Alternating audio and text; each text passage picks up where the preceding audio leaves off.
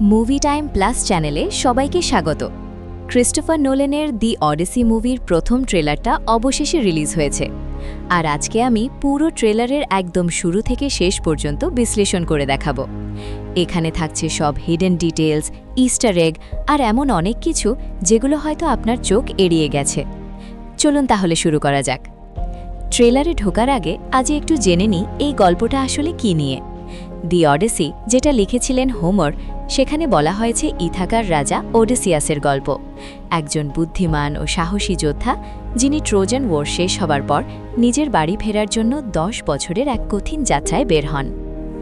এই গল্পটা শুধু যুদ্ধের নয়, এটা সাহস, বুদ্ধি, ভালোবাসা আর নিজের পরিবারের কাছে ফিরে যাওয়ার এক মরিয়া চেষ্টার গল্প। ট্রয় যুদ্ধ জিততে গ্রিকদের সাহায্য করার পর তার জন্য আসল চ্যালেঞ্জ শুরু হয়, বাসায় ফেরা।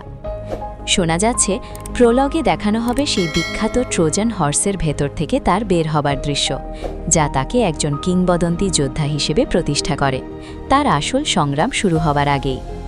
এই বাড়ি ফেরার পথে তাকে মুখোমুখি হতে হয় অনেক ভয়ঙ্কর মিথিক্যাল বিপদের।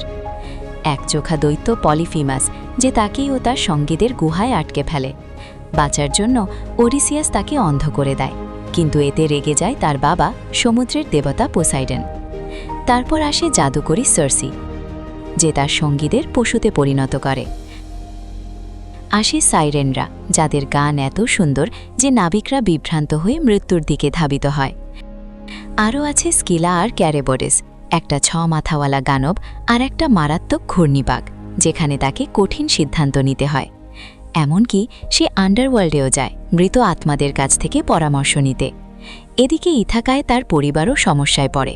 তার স্ত্রী পেনেলোপিকে জোর করে বিয়ে করতে চায় অসংখ্য প্রার্থী, আর তার ছেলে টেলিমাকাস বড় হয়েছে বাবাকে ছাড়াই এবং বাবার কোনো খোঁজ পেতে বের হয়।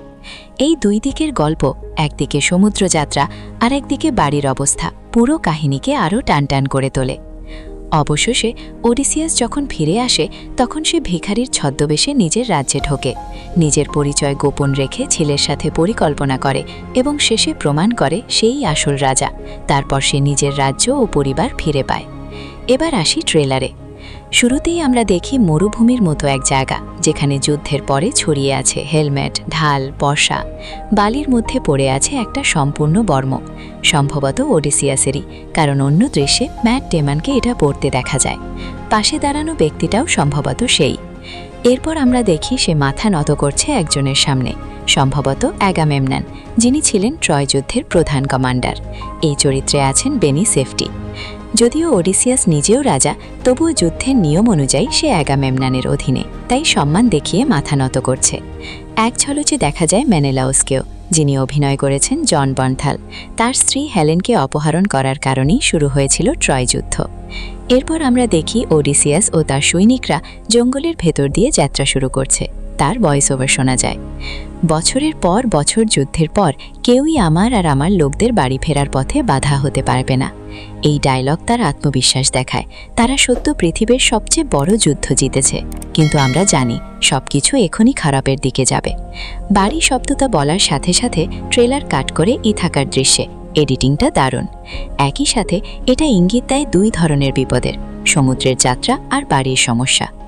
এরপর দেখা যায় টম হল্যান্ডের টেলিমাকাস আর অ্যান হ্যাথাওয়ের পেনেলোপি দুজনেই দুশ্চিন্তায় আছে। এতে বোঝা যায় সিনেমায় একসাথে দুইটা গল্প চলবে, একদিকে সমুদ্রযাত্রা, অন্যদিকে পরিবারের সংগ্রাম।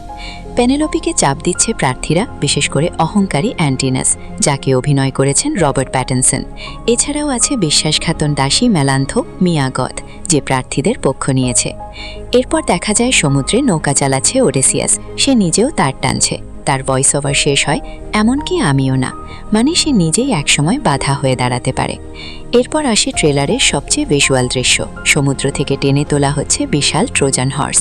ভেতরের দৃশ্যে দেখা যায় এক সৈনিককে গোপনে হত্যা করা হচ্ছে, আর অন্যরা তাকে চুপ রাখতে মরিয়া। এটা দেখায় এই মিশনটা কতটা ঝুঁকিপূর্ণ ছিল। এরপর আসে সাইক্লপসের গুহা, বিশাল একচোখা দৈত্য পলিফিমাস, যার শক্তি অসাধারণ। সেই গুহার মুখ বন্ধ করে একে একে মানুষ খেতে থাকে।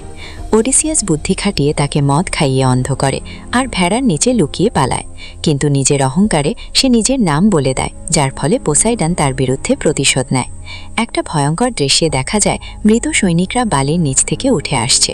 এটা সম্ভবত আন্ডারওয়ার্ল্ড দৃশ্যের নতুন ভার্সন, যেখানে নোলান এটাকে হরর স্টাইলে দেখিয়েছেন। এটা হতে পারে যুদ্ধের ট্রমা, মৃত সঙ্গীতের স্মৃতি বা কোনো দেবতার শাস্তি। এরপর দেখা যায় বিশাল ঝড়, জাহাজ ভেঙে যাচ্ছে, মানুষ মরছে। এখানে ওডিসিয়াস নিজেও কাজ করছে, শুধু আদেশ দিচ্ছে না। এই অংশে সমুদ্রই হয়ে ওঠে সবচেয়ে বড় শত্রু, বিশেষ করে পোসাইডনের রাগের কারণে। ট্রেলারের শেষে আসে এক আবেগপূর্ণ মুহূর্ত। পেনেলোপি বলে, আমাকে প্রতিশ্রুতি দাও তুমি ফিরে আসবে। ওডিসিয়াস বলে, যদি না পারি। এই ডায়ালগটা যুদ্ধের আগের, যা পুরো গল্পের আবেগ তৈরি করে। এই প্রতিশ্রুতি রাখতে তার লাগে 20 বছর। 10 বছর যুদ্ধ, 10 বছর বাড়ি ফেরার চেষ্টা। এই ট্রেলারটা দেখায় কিভাবে একটা ট্রেলার বানানো উচিত। এখানে আছে স্কেল, মিথ, অ্যাকশন, আবেগ, কিন্তু পুরো গল্প ফাঁস করে না। শেষে কিছু গুরুত্বপূর্ণ চরিত্র। জ্ঞানদেবী অ্যাথেনা, যাকে অভিনয় করেছেন জেন্ডায়া, যিনি ওডিসিয়াসকে পথ দেখান। সার্সি, অভিনয় চার্লিস থেরন, একজন শক্তিশালী জাদুকরী। ইউরেলোকাস, এমএস পাটেল, ওডিসিয়াসের সহকারী। আর বিশ্বস্ত সেবক, অভিনয় জন লেগুইজামো, যে শেষ পর্যন্ত তার পাশে থাকে। এটাই ছিল পুরো বিশ্লেষণ। কমেন্টে জানাও তুমি আর কি কি ডিটেল খেয়াল করেছো। ভিডিও দেখার জন্য ধন্যবাদ। পরের ভিডিওতে আবার দেখা হবে।